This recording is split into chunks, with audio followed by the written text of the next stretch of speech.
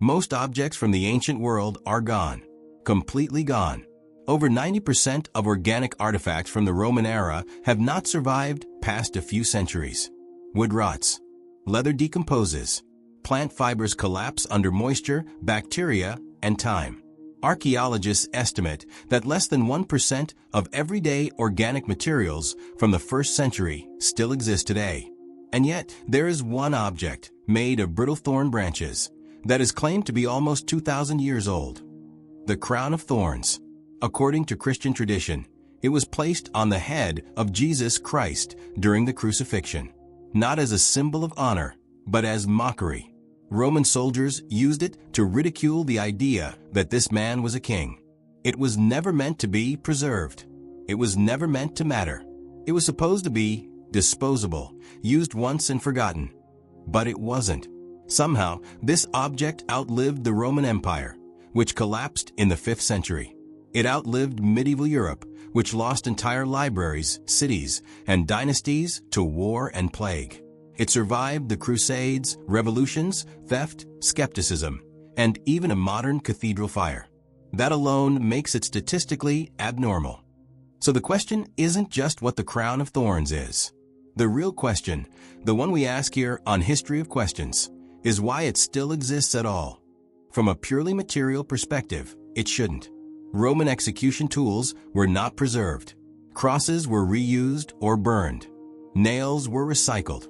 Any organic material involved in crucifixion would normally decay within decades.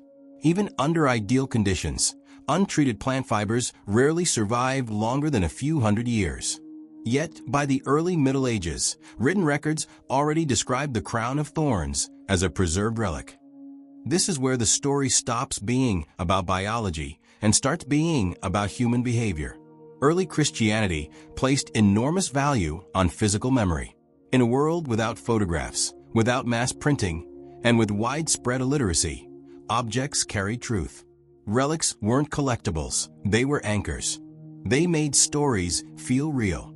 By the 4th century, churches across the Roman world were actively collecting, cataloging, and protecting physical objects associated with Christ and the apostles. Historians estimate that by the year 400 AD, thousands of relics were already being venerated across the Christian world.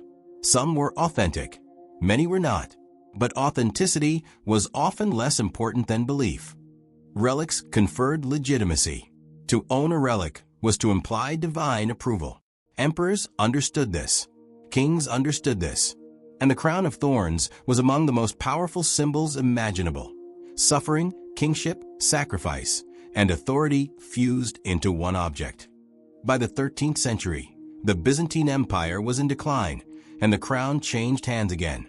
It was acquired by King Louis IX of France, who paid a sum so large that modern historians estimate it was equivalent to tens of millions of dollars today.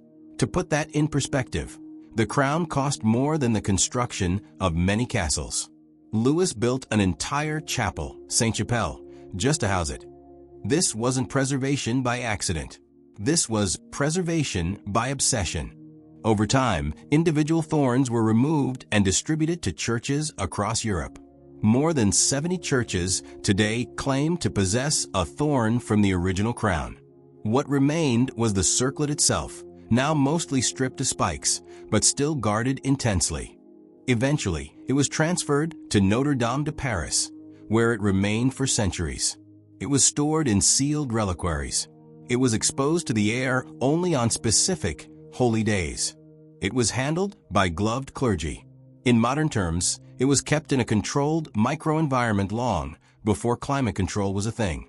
This matters because organic preservation over long periods doesn't require miracles. It requires consistency. Low light, low humidity, minimal handling, immediate rescue during danger. Every time Europe burned, the crown was moved. Every time Paris was threatened, it was hidden. Even today, scientists cannot definitively prove that the crown is the original object from the crucifixion. Carbon dating is limited because testing would require destroying fragments. Botanical analysis shows the plant species matches Middle Eastern thorny shrubs, but that alone proves nothing. The historical trail has gaps. Skeptics are right to question it. And yet, none of that explains why firefighters, during the 2019 Notre Dame fire, prioritized saving the Crown of Thorns before priceless paintings.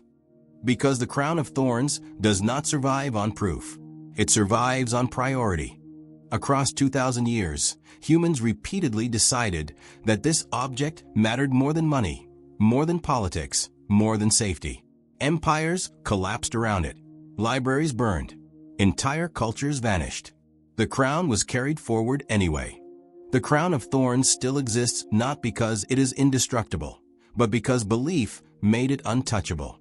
It is a case study in how ideas preserve matter, how meaning bends probability, how humans will protect symbols even when logic says they shouldn't.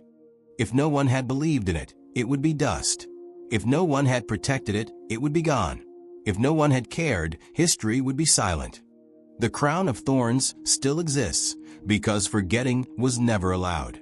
And that leaves us with one final question. What else survives, not because it is true, but because we choose to remember it?